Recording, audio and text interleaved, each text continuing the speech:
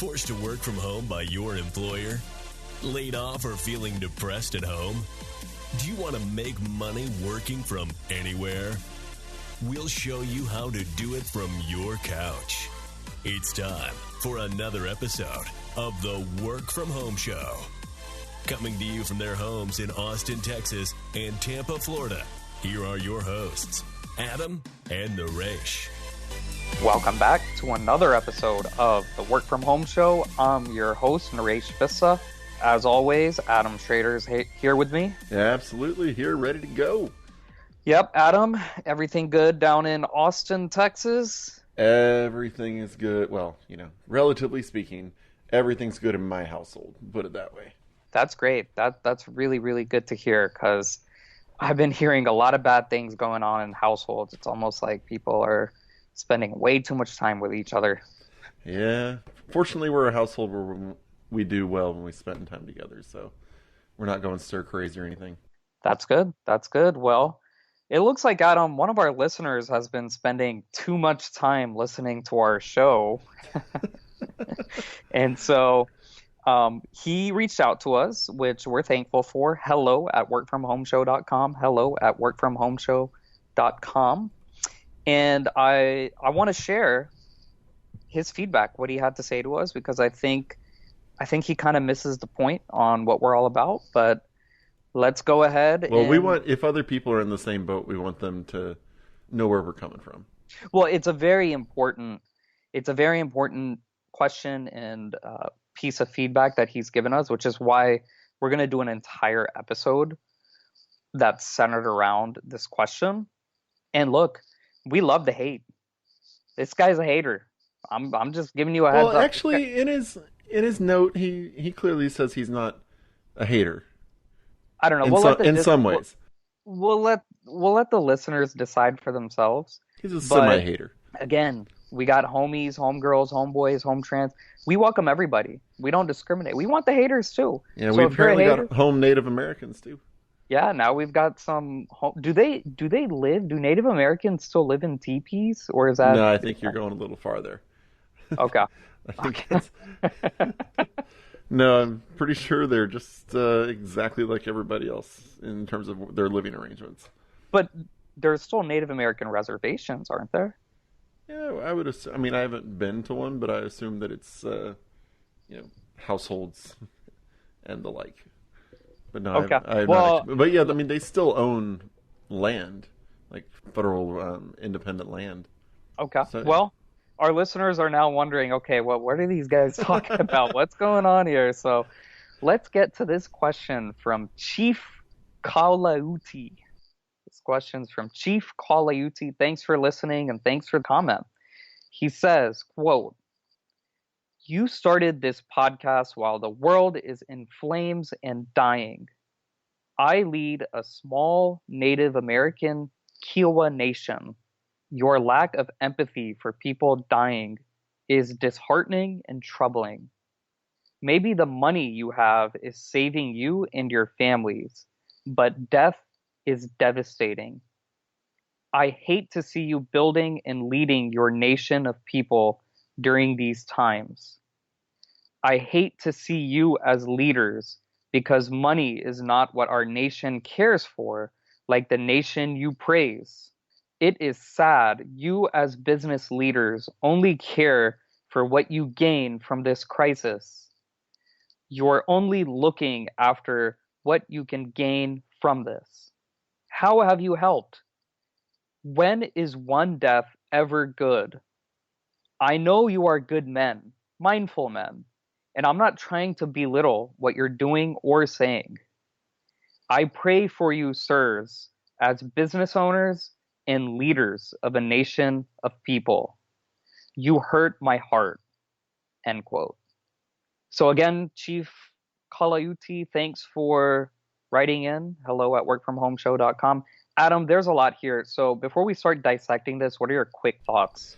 My quick thoughts are that if more of our listeners feel this way, then we have not gotten the main point of our show across. So I'm hoping this is just a one-off belief that we have. Well, this is the first time that we've gotten feedback, like not the first time we've gotten hate mail, but the first time we've gotten, this kind of hate.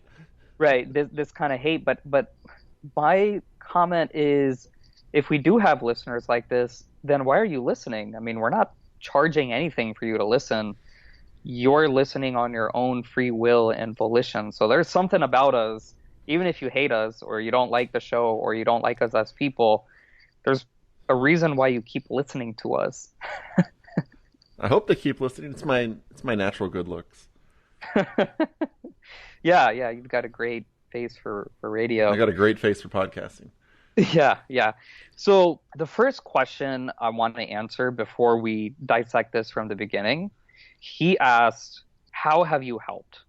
And Chief, you are correct that we did start a podcast, but we started the work from home show to help people, not just through this crisis, but also help people in the future make that transition from working in an office to working at home or to start a home-based business.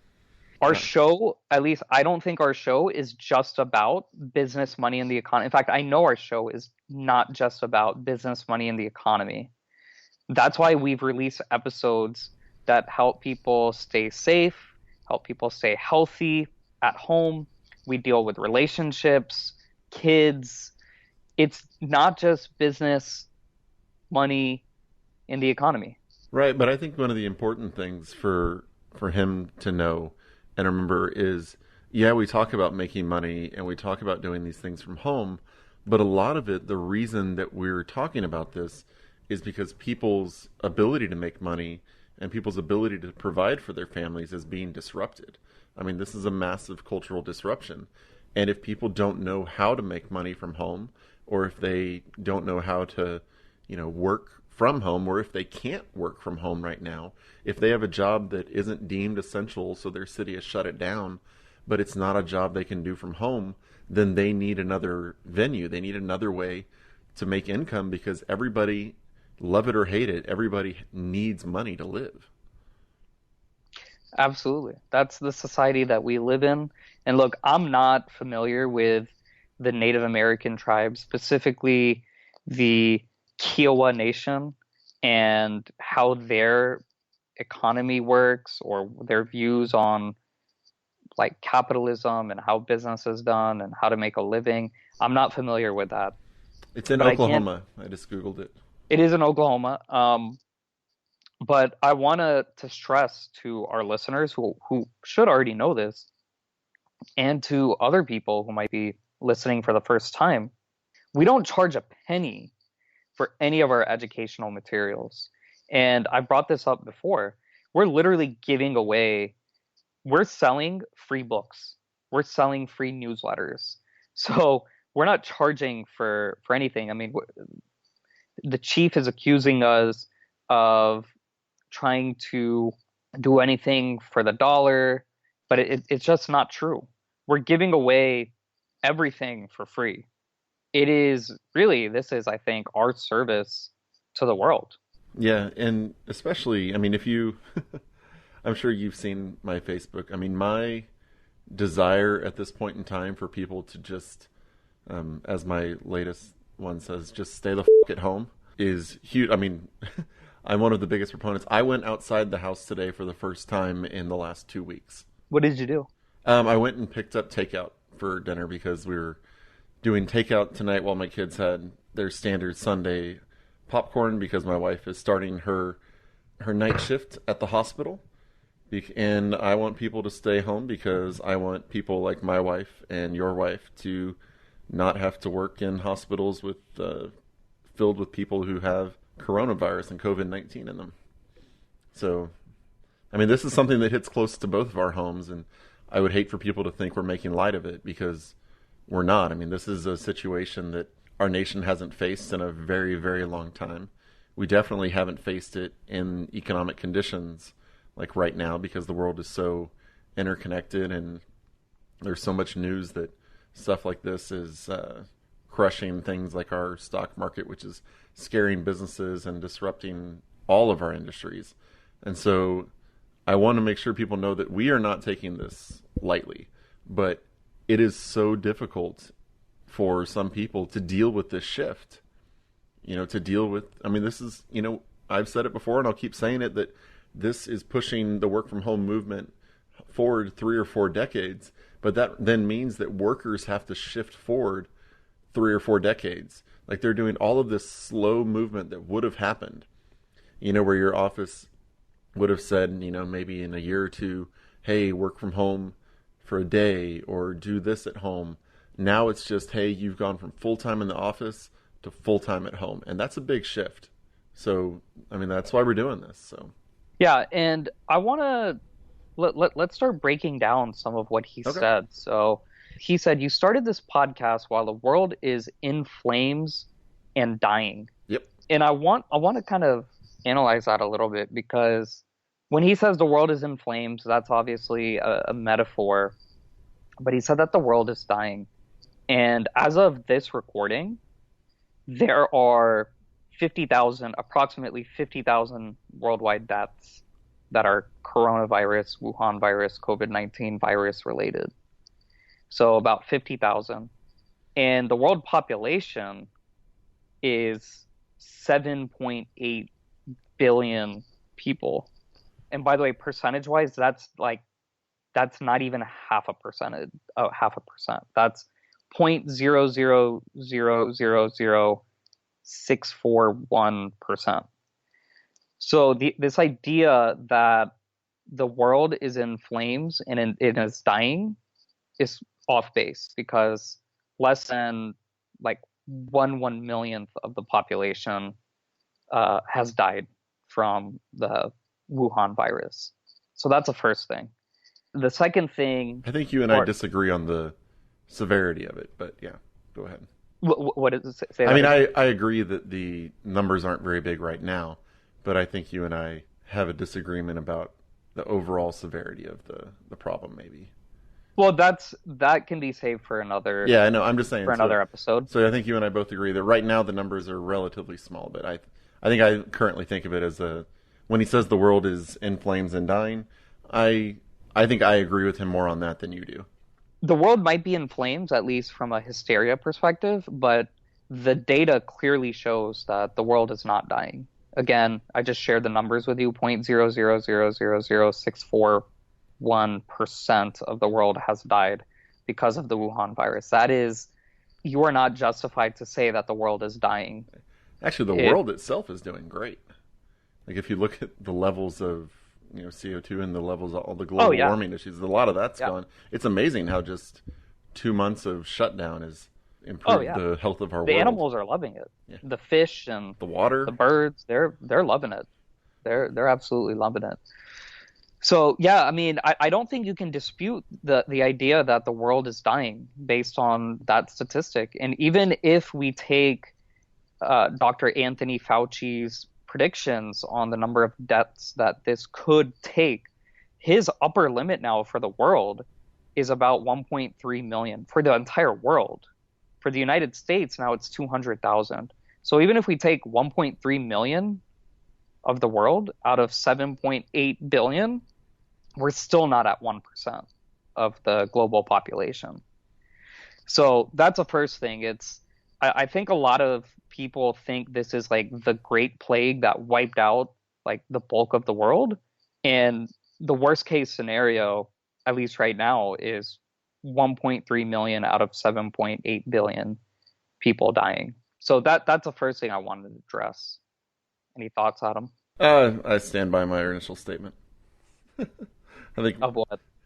Oh, that I think this is a bigger deal than you do. But I think that's but again, it's not a question of it being a bigger deal. Well, I'm just I just think I haven't looked into his enough. I've seen the numbers you're talking about, but I don't know if he means that would be the upper limit if everything just went back to normal, or just the way that we're going right now. Because I think if the world just went back to normal right now, it would be a terrible, terrible idea.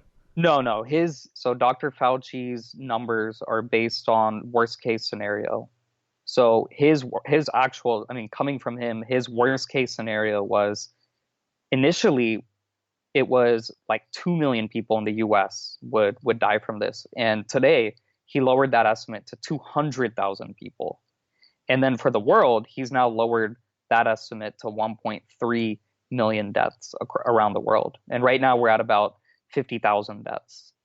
So I guess if you're going to disagree, you can't disagree with the numbers. You can't, and these are the upper limit. So this is like the worst case scenario. What you could disagree with is that these numbers are completely a hogwash, and they're gonna be more than 1.3 million people who die worldwide. I think it just depends on how we as a world treat it, and it seems like the whole social distancing is hopefully going to help enough to keep the numbers as low as possible. Well, I'm just going by the numbers that the experts so let's move on. Putting in. Yeah. So the listener goes on to say, your lack of empathy for people dying is disheartening and troubling. I don't agree with that. I don't agree with that in the sense that I do agree that every death from this virus is terrible. Well, look, death is bad. There are people who die every day. And look, I'll be honest, I don't spend as much time as I probably should be praying for those people who die every day, whether it's heart attacks, cancer, flu, pneumonia, car accidents. I mean, nearly 100 people just in the United States die of car accidents every day. Here in Florida, we have alligator bites, rattlesnake bites. Those are really popular ways to die. There are all sorts of different ways anyone can die. And it's sad. Death is very, very sad. But at the same time, I think maybe it's a cultural thing here in the United States. I don't know if other countries take this more seriously, where they spend more time thinking about death. But Adam, is this something that you do? Just kind of think about death and feel sad all day? No, I don't. So he says that we have a lack of empathy, and that our lack of empathy for people dying is disheartening and troubling. And that's an umbrella statement for basically, you guys started this podcast while people are getting sick and dying, whether it's one person dying or right now, like I said, 50,000 people dying around the world. He's saying that we're lacking empathy. And really what I have to say to that is, again, death is really sad, and our hearts go out to those people who do pass and to their families as well. But we started this show. We didn't start this show to talk about coronavirus all day. We started this show to help people make that transition, because there are tens of millions of people worldwide who have been affected by this pandemic. It's a global pandemic. And we started this show to help them make that transition from the corporate office to working from home. Mm-hmm. So he goes on to say, maybe the money you have is saving you and your families, but death is devastating. Yes, death is absolutely devastating. I think we've already kind of beaten that down. Yep. The money you have is saving you and your families. I somewhat disagree with that, because I think what's been saving us has been staying at home and not getting sick. Yeah. I mean, but it's also important to remember that, we stay at home, but both of our wives are on the front lines of this. So yeah, exactly. We're not belittling anything. We're staying at home, and our wives are putting themselves in harm's way. So, to think that we aren't taking this serious, as I said before, is kind of offensive in some ways. Yeah, look, we like offensive comments, so feel free. hello@workfromhomeshow.com. We don't get offended. Although I do like his next sentence, though, when he says that he thinks that we're building and leading a nation. Yeah. So, well, I want to, before we talk about that, I want to reiterate, we do have wives who are on the front line. So, like, my wife literally works for the team at Tampa General Hospital, the biggest, best hospital in the Tampa Bay area. And her team she's on the COVID team. Now, her patients, half of her group covers a COVID side, half of her group covers the non-COVID side. She is on the non-COVID side, but she helps her colleagues who are on the COVID side. And as the cases pick up, like we've already established, they are going to pick up. I won't be surprised if they ask her to help out on the COVID side. So, and your wife is a nurse. She's a nurse anesthetist, so she deals with patients coming in, and a lot of them, they don't even know if they're exposed, if they're, what's going on. So just by her going to the hospital 5 days a week, she's putting herself at risk. Yeah, they've had cases at their hospital. They had one pregnant woman go home because they had a, well, let's just put it honestly, they had an asshole come in who came in and had surgery done, and then he told them after the fact, "Oh yeah, I've tested positive for coronavirus." After the fact. I mean, I don't know why that's funny. That's just it's that's one of those ridiculous. things. Like you're a horrible human being.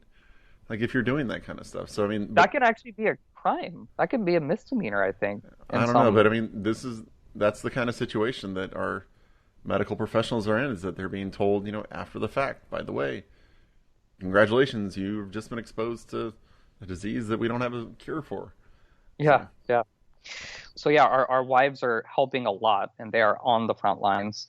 So they're kind of doing that directly out on the field, while we're kind of like the back end husbands. Like we're helping people in another way, because so much of the world has shifted to the home. Even if they're not working from home, they've shifted to home, and they have to acclimate, and we help them with that.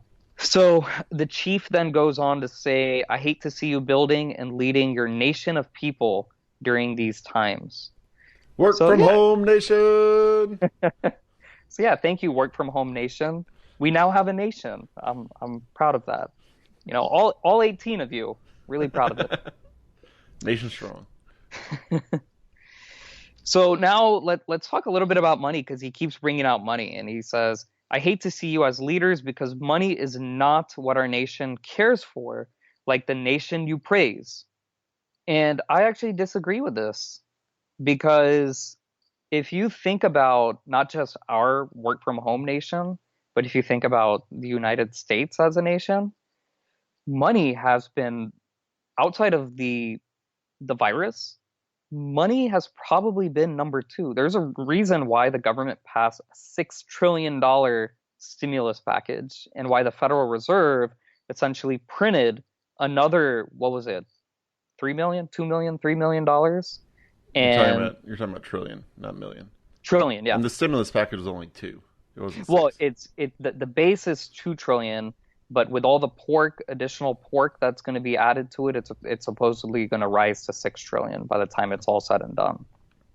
Yeah. So we're looking at about over $10 trillion in government spending just to attack this virus. Not attack it, but to keep our economy healthy. Yeah. So to say that money is not what our nation cares about, I think, again, just factually, that's incorrect, because there are 10 trillion reasons, essentially, as to why money is a big deal right now. Yeah, and look, just look at it in terms of, you see people, one of the big reasons they had to pass this is you've got people who can't pay their rent, people who can't pay their mortgages, people who can't buy groceries. Whether, like I said before, whether you love money or hate money, if you can't make money, you're in a really, really bad position in our society. So we're here to help people make money from home. Yeah. Better than telling people, hey, go to the office. Oh, yeah. Way better. So, yeah, I think that's just factually incorrect when he says that money is not what our nation cares for. Very, very clearly, the stimulus packages, the Federal Reserve has proved that wrong. Then he says, "It is sad you as business leaders only care for what you gain from this crisis. You're only looking after what you can gain from this." Now, look, we did absolutely, like Adam, we saw an opportunity, and the opportunity was a lot of people are going to start working from home. And you and I have been working from home for a long time, and we can share our wealth and our wisdom to help people work from home. Mm-hmm. So if he wants to accuse us of gaining from this crisis, I'm not sure exactly what we're gaining, because, again, we're not selling you anything. It's absolutely free to listen to our shows. We're going to be giving you free books. We're going to be hooking you up with free webinars and free online conferences. It's just free. So I don't know, Adam, do you think you're like, I feel good. I love recording episodes. I love doing the show. but do you think that you yourself are gaining from the crisis? No, I would. I mean, I'm not making any money on this recording. You know? Yeah, no. Just want to disclose that to our listeners. And so again, he goes on to say, when is one death ever good? And we've already addressed this. Death is not good. We do not support death. You know what? Actually, sometimes death is good. Let's not go into that. That's a rabbit hole, man. That's not a rabbit hole, because if you look at someone like Osama bin Laden, right? He died, and the entire world celebrated it. It was like, woohoo! I was in college at the time, and like there were parties all around the place. It's like house parties, frat parties to celebrate his death. So yeah, death can be good, just FYI. And he goes on to say, I know you are good men, mindful men, and I'm not trying to belittle what you're doing or saying. Okay, well, thank you for the kind words, Could have Chief. fooled me. Yep, thank you for that. I pray for you, sirs, as business owners and leaders of a nation of people. Thank you for praying for us. We appreciate that. You hurt my heart. Kind of undoes a few of those sentences, but that's how he ended his note. He starts praising us and telling us we're good, mindful men, and then the last sentence is, "You hurt my heart." End of feedback.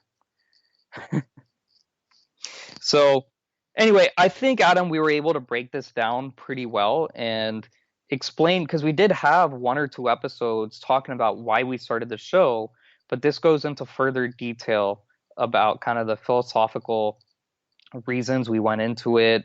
And really, at the end of the day, we did this for you guys, the listeners, to help you guys. That's why we did it. Because I've brought up before, we've got very busy schedules. We both run our own businesses. We have our own projects, our own clients. We're stay-at-home dads. I mean, heck, right now we're recording and it's almost midnight for you. It's almost midnight for me. And it's not a weekend. It's a weeknight. So we're doing it for you guys, the listeners. And if you have any feedback about anything, but really about our show, if there's something you don't like I said, we love the hate mail. We absolutely love it. Keep the hate mail coming. hello@workfromhomeshow.com. hello@workfromhomeshow. But send some love mail too. We do appreciate the love mail more, but the hate mail is what makes things exciting. It's boring when everyone's just saying, "Oh, you guys are great. You guys are funny. You guys are cool." We got to change things up a little bit, you know? I'm fine getting love. I'm not. I want the hate. So you guys can send Adam all your love, and you can send me all the hate. Send the email to hello and say, Adam, you're fantastic. Naresh, you're horrible. The worst person ever. So yeah, go ahead and but at least make it. At least the Chief over here, he added substance and examples, and we were able to answer his questions and dissect what he said. Don't just send something generic like "I hate you" end of email, because we're not going to read that on air. It's boring. So anyway, check us out, workfromhomeshow.com. As we've said on this show, we got all sorts of free stuff. Get on the mailing list. You'll get all sorts of free stuff from us. Leave that review. Go to iTunes or whatever podcast platform you use. Leave that review. Send a screenshot to hello@workfromhomeshow.com, and you'll get even more free stuff. Yep, that's what we like doing. We like giving out free stuff because we did not start this podcast to take advantage of the crisis or to profit during these very, very troubling, scary times. So, Adam, any final thoughts, final words? Nope, just thanks for listening. Exactly. Thank you, everybody, for listening. And until next time, keep on working from home.